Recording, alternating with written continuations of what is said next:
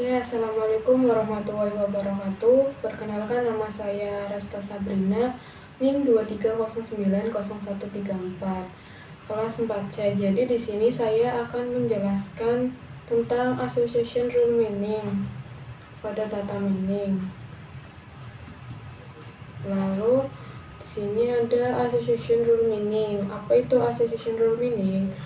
Association rule meaning itu teknik dalam data meaning yang digunakan untuk menemukan pola hubungan antara item dalam dataset, yang sering digunakan untuk menganalisis keranjang belanja pelanggan. Contohnya, jika banyak orang membeli roti dan susu secara bersamaan, maka kita dapat menyimpulkan, jika beli roti, maka kemungkinan besar untuk orang-orang beli susu itu juga besar.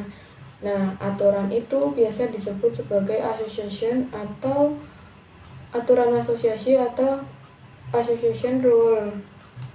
Lalu untuk aturan itu kita bisa menggunakan algoritma. Di sini saya menggunakan algoritma a priori dan FIGROW. Pertama, a priori itu mencari kombinasi item yang sering muncul atau frequent item set, lalu membentuk aturan asosiasi dari kombinasi tersebut. Dan algoritma a priori ini tuh algoritma yang banyak dikenal karena metodenya itu yang paling klasik, tapi dia tuh cuma bisa untuk dataset sedikit, karena jika menggunakan data yang terlalu besar atau banyak, maka dia itu akan jauh lebih lambat. Lalu yang kedua ada FIGROW atau Frequent Partner Grow. Nah, ini tuh algoritma paling efisien dan alternatif dari algoritma yang sebelumnya, karena dia tuh nggak membuat kandidat item set satu persatu seperti a priori, tapi dia membentuk struktur pohon atau FP-tree untuk menemukan pola langsung. Nah, di sini ada hubungan algoritma dan association. Pertama, dataset transaksi. Lalu di sini algoritma itu bekerja untuk mencari frekuensi item set. Lalu hasil dari frekuensi item set akan membentuk aturan asosiasi. Lalu evaluasi aturan itu akan menjadi support confident leaf. Untuk contohnya, kalau dari 100 transaksi ada 30 transaksi yang berisi roti dan susu, berarti untuk supportnya itu kan 30%.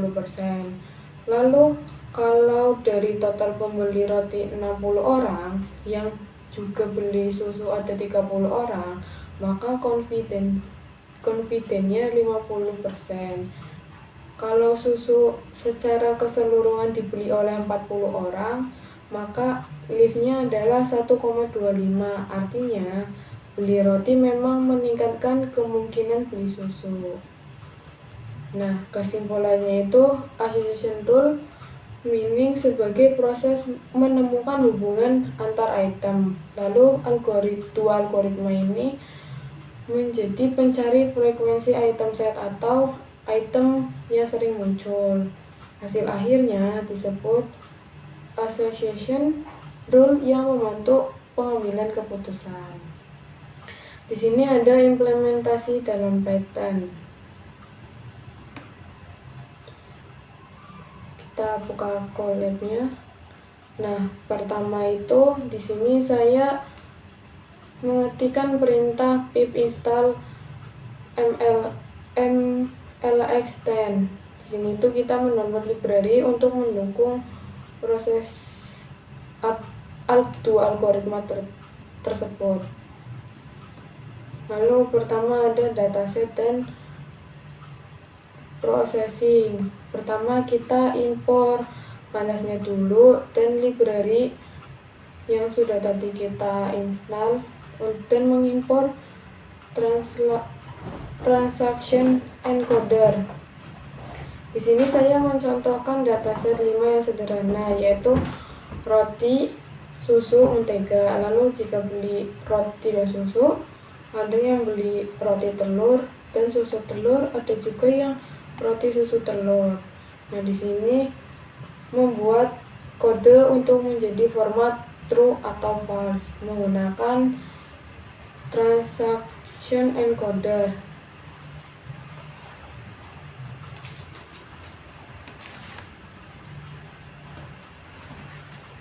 Lalu sini untuk mencetaknya hasilnya itu menjadi true dan false.